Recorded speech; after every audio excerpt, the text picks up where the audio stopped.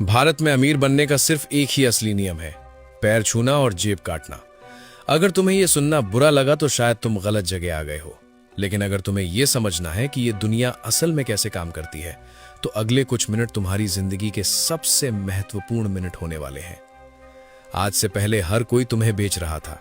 तुम्हारा insurance agent तुम्हें डर बेच रहा था, तुम्हारा बॉस तुम्हें उम्मीद बेच रहा था, कंपनियां तुम्हें गिल्ट और प्लेजर बेच रही थी, और सरकार तुम्हें सपने बेच रही थी। तुम सिर्फ खरीद रहे थे, तुम सिर्फ एक कंज्यूमर थे, एक शिकार थे। लेकिन आज के बाद यह बदलने वाला है। आज के बाद तुम बेचोगे, तुम शिकारी बनोगे। मैं तुम्हें वो 8 हथियार देने वाला हूं जो किसी MBA कॉलेज में नहीं पढ़ाए जाते, जो किसी स्कूल में नहीं सिखाए जाते। ये वो डार्क साइकोलॉजी है जिसे दुनिया के टॉप 1% लोग इस्तेमाल करते हैं, लेकिन कभी स्वीकार नहीं करते। ये वीडियो अनकंफर्टेबल होगी, कुछ बातें सुनकर शायद तुम्हें अच्छा ना लगे, लेकिन अगर तुम अंत तक टिके रहे तो तुम वो इंसान नहीं रहोगे जो तुम अभी हो। शायद तुम्हारे परिवार में भी वो एक चाचा या मामा होंगे, वो रिश्तेदार जो हर शादी में मिलते हैं और अपने बेटे की तुलना तुमसे करते हैं कि हमारा बेटा तो कनाडा में है, उसका 50 लाख का पैकेज है और तुम क्या कर रहे हो। आज जो मैं तुम्हें सिखाने वाला हूं वो तुम्हें उस चाचा को जवाब देने की ताकत देगा, शब्दों से नहीं, अपनी हैसियत से। हम बात करेंगे उन रूल्स की, कैसे एक ज्योतिषी 200 रुपए का पत्थर 5000 में बेचता है।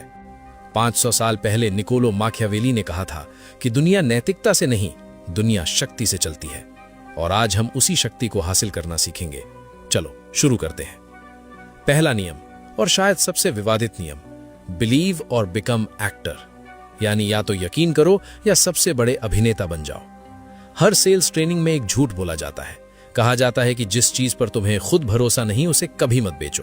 सुनने में यह बहुत अच्छा लगता है, नैतिक लगता है, लेकिन यह सिर्फ आधा सच है। असली दुनिया में, खासकर जब तुम करियर की शुरुआत कर रहे हो, तुम्हें हमेशा ऐसा प्रोडक्ट नहीं मिलता जिस पर तुम्हें 100% भरोसा हो। कभी कभी नौकरी ऐसी होती है जहां प्रोडक्ट औसत होता है, कंपनी की सर्विस में कमी होती है, लेकिन तुम्हें पेट पालना है, EMI भरनी है, तो क्या करोगे? भूखे मरोगे? नहीं। यहां एक शब्द समझो, इंटरनल फ्रैक्चर। हिंदी में कहें तो अंदरूनी दरार।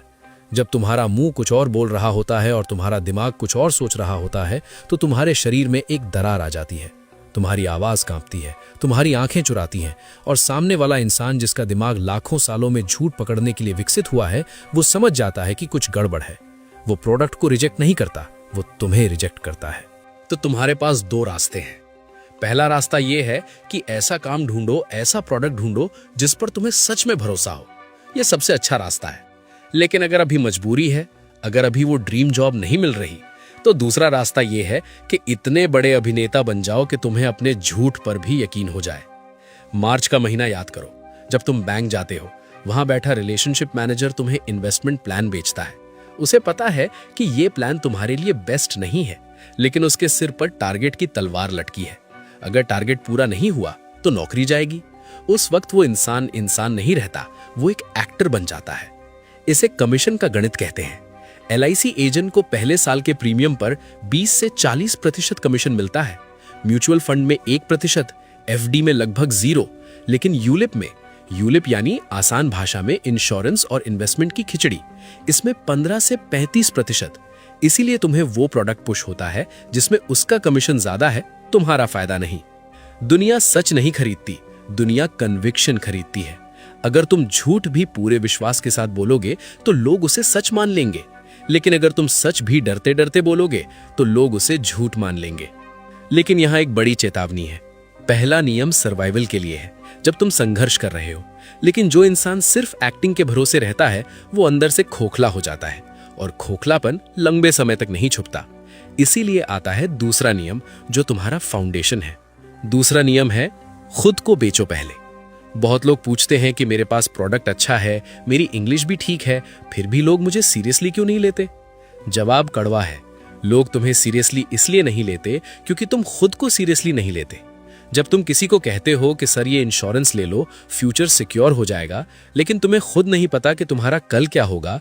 जब तुम किसी को डिसिप्लिन की बात करते हो, लेकिन तुम खुद सुबह अलार्म बजने पर स्नूज बटन दबाते हो, तो तुम्हारे सबकॉन्शियस माइंड को पता चल जाता है कि तुम भरोसे के लायक नहीं हो। कॉन्फिडेंस शीशे के सामने खड़े होकर चिल्लाने से नहीं आता। कॉन्फिडेंस आता है खुद से किए हुए छोटे छोटे वादे पूरे करने से। जब तुम सोचते हो कि आज मैं ये काम खत्म करूंगा और तुम उसे सच में खत्म करते हो तो तुम्हारी रीढ़ की हड्डी सीधी हो जाती है, तुम्हारी आंखों में एक अलग चमक आ जाती है। इसे ऑरा कहते हैं। और लोग प्रोडक्ट बाद में खरीदते हैं, पहले वो तुम्हारी ऑरा खरीदते हैं। सोचो उस चाचा के बारे में, क्या वो तुम पर पैसा लगाएंगे? नहीं, क्योंकि वो तुम्हें बचपन से देख रहे हैं। वो जानते हैं कि तुम बातें बड़ी करते हो लेकिन काम छोटे करते हो। जिस दिन तुम खुद पर जीत हासिल कर लोगे, दुनिया पर जीत हासिल करना आसान हो जाएगा। लेकिन भारत में इसका एक अलग एंगल है। यहां अगर तुम ज्यादा कॉन्फिडेंस दिखाओगे तो लोग तुम्हें घमंडी बोलेंगे। अमेरिका में सीना तानकर चलना कॉन्फिडेंस है, भारत में इसे एटीट्यूड कहा जाता है। इसीलिए यहां का गेम अलग है। पैर छूना और जेब काटना, इसका मतलब है बाहर से विनम्रता लेकिन अंदर से लोहे जैसा इरादा। तुम्हें सर सर बोलना है, झुकना है, इज्जत देनी है, लेकिन अपनी बात मनवानी है। जो इंसान सिर्फ झुकता है वो कमजोर है, जो सिर्फ अकड़ता है वो मूर्ख है, लेकिन जो झुककर अपना काम निकाल लेता है वो खिलाड़ी है। अब इससे पहले कि हम तीसरे नियम पर आएं, हमें कनेक्शन के खेल को समझना होगा। अमेरिका में एक आदमी था, जो जिरार्ड।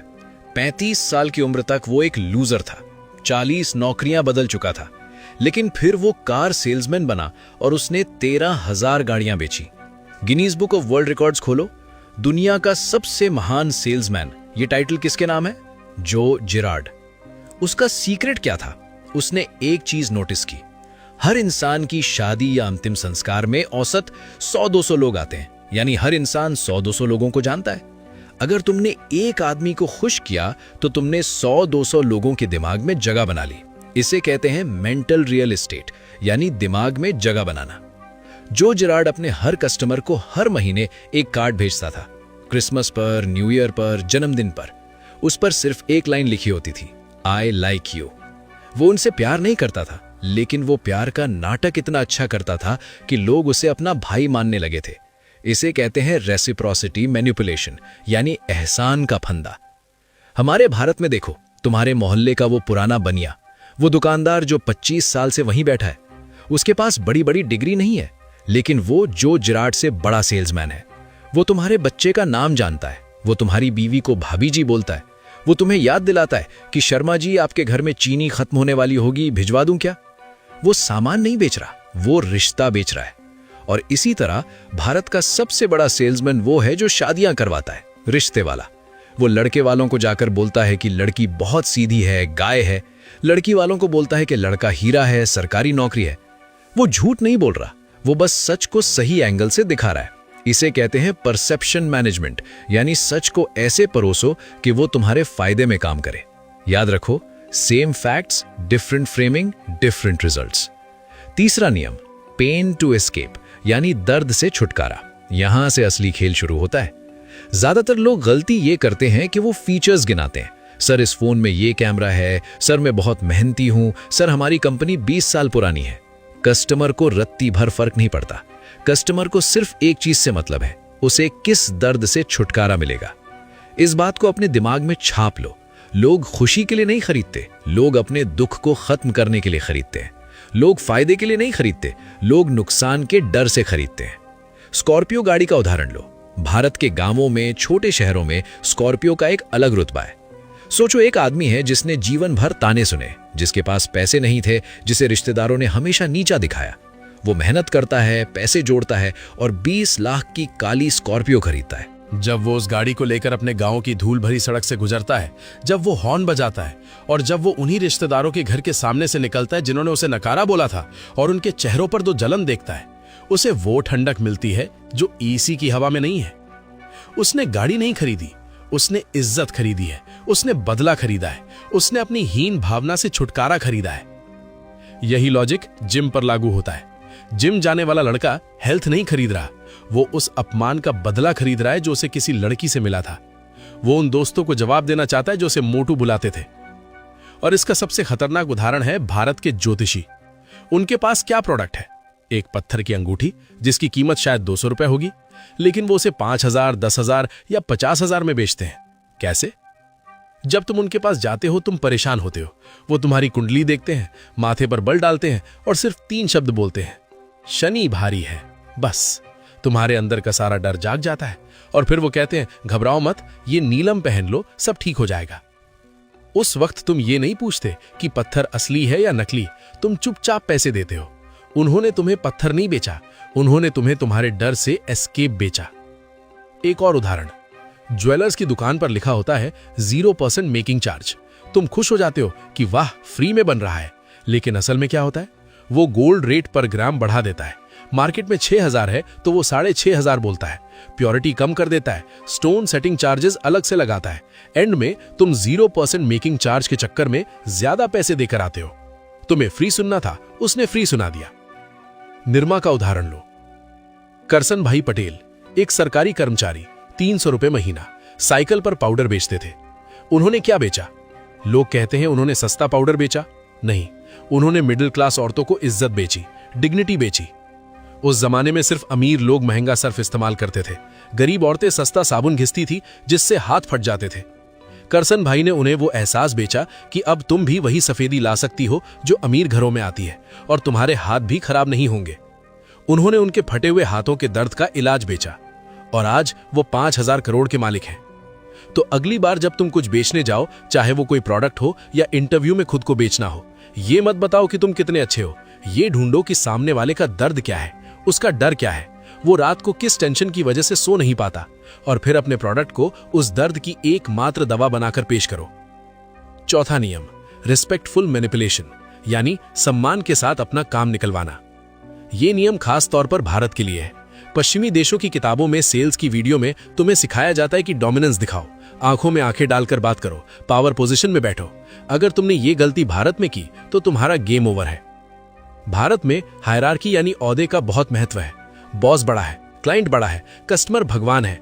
अगर तुम उनके सामने अकड़ दिखाओगे तो वो तुम्हें एटीट्यूड वाला समझेंगे, घमंडी समझेंगे, और तुम्हें बाहर का रास्ता दिखा देंगे। तो भारत का फॉर्मूला क्या है? सामने वाले को राजा महसूस कराओ, लेकिन राज तुम करो। डॉक्टर को देखो, जब तुम डॉक्टर के पास जाते हो वो तुम पर चिल्लाता नहीं है, वो शांति से बात करता है। लेकिन जब वो पर्चा लिख देता है तो तुम सवाल नहीं करते, तुम चुपचाप दवाई लेते हो। इसे कहते हैं अथॉरिटी। अकड़ में अहंकार होता है, अथॉरिटी में ज्ञान होता है। तुम्हें अकड़ नहीं दिखानी, अथॉरिटी बनानी है। एक तकनीक बताता हूं जिसे कहते हैं फोर्सिंग क्वेश्चन, यानी फंसाने वाला सवाल। मान लो तुम्हें अपने बॉस से कोई बात मनवानी है। अगर तुम सीधा बोलोगे कि सर ये करना चाहिए, तो उसकी ईगो हर्ट हो जाएगी। वो सोचेगा कि कल का आया लड़का मुझे सिखाएगा। इसके बजाय ये बोलो, सर आपकी बात 100% सही है, लेकिन अगर हम ये नहीं करेंगे तो ये नुकसान हो सकता है। अब आप ही बताइए सर कि हमें क्या करना चाहिए। ध्यान से देखो तुमने क्या किया।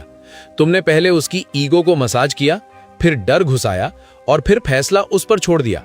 अब वो वही फैसला लेगा जो तुम चाहते हो, लेकिन उसे लगेगा कि फैसला उसका है। इसी तरह जब तुम कार खरीदने जाते हो, डीलर तुम्हें कॉफी पिलाता है, सर सर बोलता है, टेस्ट ड्राइव कराता है, तुम्हें राजा जैसा फील कराता है। लेकिन जब डील क्लोज करने की बारी आती है तो वो तुम्हें इंश्योरेंस चिपका देता है। तुम्हें पता है कार डीलर को कार बेचने पर सिर्फ 4 से 7% प्रॉफिट मिलता है, लेकिन इंश्योरेंस बेचने पर उसे 19 से 22% प्रॉफिट मिलता है। एक्सटेंडेड वारंटी पर 50% तक। उसका असली इंटरेस्ट कार बेचना नहीं है, उसका असली इंटरेस्ट तुम्हें इंश्योरेंस बेचना है, और वो ये इतनी मिठास से करता है कि तुम्हें पता भी नहीं चलता। एक और ट्रिक है, फैमिली प्राइस गिल्ट ट्रैप। तुम किसी दुकान पर गए, बार्गेन कर रहे हो। दुकानदार बोलता है, भाई तुम तो फैमिली जैसे हो, तुम्हें वो रेट थोड़ी दूंगा जो बाहर वालों को देता हूं, ये तो स्पेशल प्राइस है। अब तुम क्या सोचते हो? अरे ये तो बहुत अच्छा आदमी है, और तुम बार्गेनिंग करना बंद कर देते हो, क्योंकि अब ज्यादा मोल भाव करोगे तो बेशरम लगोगे। यही गिल्ट ट्रैप है, वो तुम्हारी बार्गेनिंग पावर खत्म कर रहा है। यही गेम प्रॉपर्टी डीलिंग में चलता है, यही गेम सरकारी दफ्तरों में चलता है। सामने वाले को इज्जत दो, उसे बड़ा महसूस कराओ, और फिर धीरे से अपनी बात मनवा लो। 5वां नियम, no is equal to information, यानी ना का मतलब रिजेक्शन नहीं है, ना का मतलब जानकारी है। यह उस शब्द के बारे में है जिससे हर कोई डरता है, ना। तुमने सब कुछ सही किया, फिर भी कस्टमर्स ने कहा नहीं चाहिए, महंगा है, सोच कर बताऊंगा। 90% लोग यहां टूट जाते हैं। वो घर जाकर सोचते हैं कि शायद मेरी किस्मत ही खराब है। लेकिन एक प्रोफेशनल सेल्समैन के लिए ना सुनना सिर्फ प्रोसेस का एक हिस्सा है। जैसे डॉक्टर को मरीज के घाव देखकर उल्टी नहीं आती, वैसे ही मास्टरमाइंड को ना सुनकर गुस्सा नहीं आता। जब कोई कहता है महंगा है, तो वो ये नहीं कह रहा कि उसके पास पैसे नहीं है, वो बस ये कह रहा है कि मुझे अभी तक यकीन नहीं हुआ कि ये चीज इतने पैसे के लायक है। जब कोई कहता है पापा से पूछकर बताऊंगा या सीए से पूछना पड़ेगा, तो ये सिर्फ बहाने हैं। तुम्हारा काम है इन बहानों को चीर कर असली वजह बाहर निकालना। उससे पूछो, सर बिल्कुल सही बात है, पापा से पूछना जरूरी है, लेकिन अगर पापा हाँ बोल दे तो क्या आपको और कोई दिक्कत तो नहीं है? अब वो फंस गया। अब या तो वो असली वजह बताएगा या वो हाँ बोलेगा। छठा नियम, बेशरम नहीं बेखौफ। ये वो दीवार है जहां 99% भारतीय फेल हो जाते हैं। पैसा मांगना। हमारी परवरिश में हमें सिखाया जाता है कि पैसे की बात करना गंदी बात है, अपनी तारीफ करना घमंड है। इसी शर्म की वजह से दुकानदार डील क्लोज करते करते रुक जाता है। एम्प्लॉय साल भर मेहनत करता है, लेकिन प्रमोशन के वक्त उसका गला सूख जाता है। और नतीजा क्या होता है? जो मांगते नहीं उन्हें मिलता नहीं। दुनिया तुम्हें वो नहीं देती जिसके तुम लायक हो। दुनिया तुम्हें वो देती है जो तुम नेगोशिएट करते हो, जो तुम डिमांड करते हो। तुम्हें बेशरम नहीं बनना है, तुम्हें बेखौफ बनना है। बेशरम वो है जिसे गलत काम करने में शर्म नहीं आती। बेखौफ वो है जिसे सही चीज मांगने में डर नहीं लगता। क्लोजिंग करते वक्त इस तकनीक का इस्तेमाल करो। सीधा मत बोलो कि खरीद लो, बोलो सर आगे कैसे बढ़ें, या बोलो सर अगर सब ठीक लगा हो तो कब से शुरू करें। तुमने ये नहीं पूछा कि लोगे या नहीं, तुमने पूछा कब से शुरू करें। इसे कहते हैं अज्यूम्ड क्लोज, यानी मान लेना कि डील हो गई है। और एक गोल्डन रूल, जब तुम अपना प्राइस बता दो या अपनी डिमांड रख दो, उसके बाद चुप हो जाओ, एक शब्द मत बोलो। बहुत लोग प्राइस बताने के बाद घबरा जाते हैं और सफाई देने लगते हैं। सर 50,000 है, लेकिन इसमें ये भी है वो भी है, डिस्काउंट भी दे दूंगा। तुम जितनी सफाई देते हो उतनी अपनी वैल्यू गिराते हो। प्राइस बोलो और चुप हो जाओ, खामोशी को काम करने दो। सातवां नियम, practice is greater than talent, यानी अभ्यास टैलेंट से बड़ा है। ज्यादातर लोग बड़ी मीटिंग में राम भरोसे जाते हैं, सोचते हैं कि वहां जाऊंगा, माहौल देखूंगा और बात कर लूंगा, इंप्रोवाइज कर लूंगा। ये बेवकूफी है। विराट कोहली मैच वाले दिन सीधे बैट उठाकर स्टेडियम में नहीं घुस जाता। वो नेट प्रैक्टिस में पसीना बहाता है, तब जाकर मैदान पर चौके लगते हैं। एक उदाहरण देता हूं जो तुम रोज देखते हो लेकिन ध्यान नहीं देते। उस लड़के को देखो जो लोकल ट्रेन में सामान बेचता है, या वो जो बस में चिप्स कुरकुरे जूस बेचता है, या मेट्रो में चार्जर। उसे देखो ध्यान से, वो सेम लाइन बोलता है, सेम रिदम में, सेम टोन में, दिन में 500 बार, वर्ड बाय वर्ड सेम, हर बार, हर कोच में, हर ट्रेन में। अब सोचो, वो उस ट्रेन में बैठा आदमी जो व्हाट्सएप पे अपने बॉस को सफाई दे रहा है, उनमें ज्यादा कौन कमाता है? बहुत बार वो सामान बेचने वाला। क्यों? क्योंकि उसकी स्क्रिप्ट रटी हुई है, उसे सोचना नहीं पड़ता, रिफ्लेक्स बन गया है। कोई भी रिएक्शन आए उसके पास जवाब रेडी है। कस्टमर बोले महंगा है, वो बोले भाई 10 रुपए में तो चाय नहीं मिलती, ये तो ब्रांडेड जूस है। कस्टमर इग्नोर करे, वो अगले के पास चला जाए। कोई इमोशन नहीं, कोई हर्ट नहीं। यही है प्रोफेशनल सेलिंग। तुम्हारे मोहल्ले का वो सबसे सफल दुकानदार देखो, वो रोज नया नहीं बोलता, वो रटी रटाई बातें बोलता है। शर्मा जी ये तो आपके लिए रखा था, मैडम इसमें तो आज तक कोई कंप्लेंट नहीं आई, भाई ये तो बेस्ट क्वालिटी है, मैं खुद यही यूज करता हूँ। सेम लाइंस सेम टोन हर कस्टमर के साथ, क्योंकि ये लाइनें काम करती हैं। आज के डिजिटल जमाने में भी यही नियम है। अगर तुम इंस्टाग्राम पर डीएम कर रहे हो या लिंक्डइन पर किसी को अप्रोच कर रहे हो, तो हाय हेलो लिखकर टाइम वेस्ट मत करो। हुक, पेन और सॉल्यूशन। सर मैंने आपकी प्रोफाइल देखी, मुझे लगता है आप इस प्रॉब्लम से जूझ रहे हैं, मेरे पास इसका ये सॉल्यूशन है, क्या हम बात कर सकते हैं? पहले मैसेज में सेलिंग मत करो, क्यूरियोसिटी पैदा करो, कनेक्शन बनाओ, सेलिंग बाद में होगी। तो विंग इट करना बंद करो, तुक्का मारना बंद करो, अपनी स्क्रिप्ट लिखो, हर ऑब्जेक्शन की लिस्ट बनाओ कि अगर क्लाइंट ने ये बोला तो मैं क्या बोलूंगा, अगर बॉस ने ये पूछा तो मैं क्या जवाब दूंगा। उसे शीशे के सामने प्रैक्टिस करो, इतना रटो कि वो तुम्हारे सबकॉन्शियस में चला जाए। आठवां और आखिरी नियम, स्ट्रेटेजिक साइलेंस, यानी खामोशी का हथियार।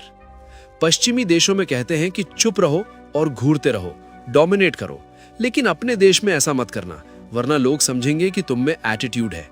इंडिया में फॉर्मूला है चुप्पी प्लस विनम्रता इज इक्वल टू पावर। मतलब तुम शांत हो, कॉम हो, बहुत ज्यादा नहीं बोल रहे, लेकिन जब बोल रहे हो रिस्पेक्टफुल हो, सर बोल रहे हो, जी बोल रहे हो। बॉडी लैंग्वेज में एरोगेंस नहीं है, लेकिन आंखों में कॉन्फिडेंस है, क्लैरिटी है, थोड़ी सी आग है। ये कॉम्बिनेशन डेडली है।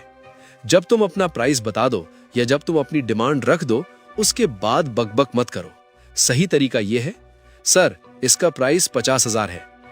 उसके बाद चुप हो जाओ, एक शब्द मत बोलो, सिर्फ आंखों में कॉन्फिडेंस रखो और चेहरे पर हल्की सी मुस्कान। इंसान के दिमाग को खामोशी बर्दाश्त नहीं होती, वो उस खामोशी को भरने के लिए कुछ ना कुछ बोलेगा, और अक्सर वो हाँ बोलेगा या वो अपनी असली ऑब्जेक्शन बताएगा जो तुम्हारे लिए यूजफुल इंफॉर्मेशन है। लेकिन अगर तुम उस साइलेंस से डर गए, अगर 5 सेकंड की चुप्पी तुम्हें अनकंफर्टेबल लगी और तुम खुद ही बोल पड़े, सर अगर 50,000 ज्यादा लग रहे हैं तो 45,000 में कर दूंगा, तो गेम ओवर। तुमने खुद ही बता दिया कि तुम्हारे प्राइस में दम नहीं था, तुमने खुद ही अपने पैर पर कुल्हाड़ी मार ली। एक और बात, जो ज्यादा बोलता है उसकी वैल्यू कम होती है। जो कम बोलता है और सोच समझकर बोलता है, लोग उसे सुनने के लिए तरसते हैं। ये नेटवर्क बनाने का भी सीक्रेट है। जो हर मीटिंग में सबसे ज्यादा बोलता है उसकी बात कितनी सीरियसली ली जाती है? कम। लेकिन जो चुप रहता है और जब बोलता है तो सब सुनते हैं, उसकी वैल्यू ज्यादा है। साइलेंस क्रिएट्स मिस्ट्री और मिस्ट्री अट्रैक्ट्स फॉलोअर्स। एक मिस्ट्री क्रिएट करो, सब कुछ मत बता दो, थोड़ा सस्पेंस रहने दो। जो हमेशा अवेलेबल है उसकी वैल्यू कम, जो थोड़ा हार्ड टू रीड है उसके पीछे लोग भागते हैं। तो ये थे वो 8 नियम, वो 8 हथियार। अगली बार जब वो चाचा तुमसे पूछे कि बेटा सैलरी कितनी है, तो तुम्हारे पास जवाब होगा, या तो शब्दों में या तुम्हारी आंखों में, जिसे देखकर वो समझ जाएंगे कि ये अब वो बच्चा नहीं रहा जिसे हम नीचा दिखा सकते थे। अगर तुम छोटे शहर से हो, हिंदी मीडियम से हो, गांव से हो, तो इसे अपनी कमजोरी मत बनाओ, इसे अपनी ताकत बनाओ। तुम्हारे पास खोने को कुछ नहीं है, और जिसके पास खोने को कुछ नहीं होता वो सबसे ज्यादा खतरनाक होता है। एक भूखा भेड़िया भरे पेट वाले शेर से ज्यादा खतरनाक होता है। तुम वो भेड़िया हो, अब शिकार पर निकलो। अपनी शक्ल भोली रखो, लेकिन अपना दिमाग खतरनाक रखो। अब तुम्हारी बारी है।